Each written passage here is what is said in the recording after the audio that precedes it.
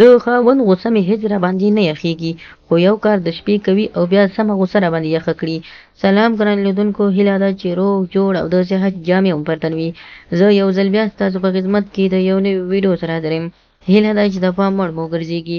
تر هر څه دمخه باید یادونه وکړم، که زموږ چینل مو نه وي سبسکرایب کړی نو زموږ چینل سبسکرایب کړئ او په خوا کې ورسره د ګوګړي نشان ووهئ. مننه. خاوند مې هره شپه ډېر غوسه وي، خو هېڅ نشي کولی، خو کله چې دغه یو شی وخوري بیا سمه غوسه راباندې یخه کړي. کولی شي هغه خلک چې د مېرمنې لپاره هېڅ نشي کولی او غوسه یې ډېره وي، یعنې که اسمان څومره غورېږي خو غرونه نه غورېږي.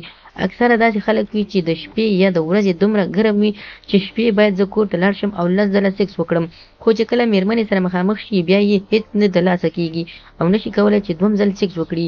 د دې لپاره چې د ورځې ټول قوت مو د شپې لپاره وساتئ، کولی شئ دغه یو شی استعمال کړئ او ټوله شپه بیا د ښځې څخه چغې وباسئ. کولی شي تاسو پیستا او ممیز استعمال کړئ. د پیستي او ممیز خاصیت دا دی چې هر هغه انسان چې د هورمون له لحاظه ډېر کمزوری وي، یعنې سپرم یې ډېر کمزوری وي او نشي کولی چې جنسي قوت په وخت کې یا د معاملې یا سیکس کولو په دوران کې دی ورڅخه سمه ګټه واخلي یا وخت ورکړي، نو کولی شي تاسو دغه نسخه استعمال کړئ. تاسو کولی شي 10 ګرامه ممیز پیدا کړئ. د هغه ترڅنګ تاسو کولی شي 10 عدده یا 10 دانې پیسته پیدا کړئ.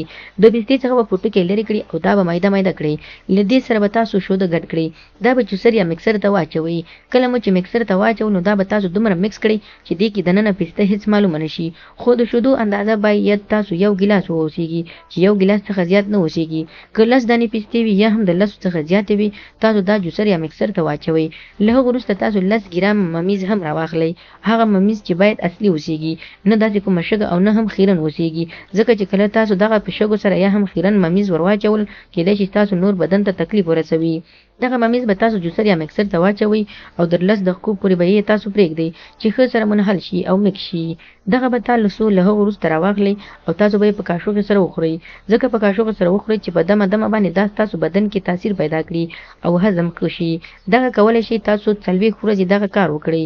د 41مه ورځ باندې به تاسو داسې ډزې کوئ چې په ټول عمر کې به یاد ولرئ. نو خدای دې وکړي ملګرو چې زموږ د ویډیو څخه غلط مطلب وانخلئ. زموږ ویډیو لایک کړئ، شیر کړئ او زموږ چینل هم سبسکرایب کړئ. مننه.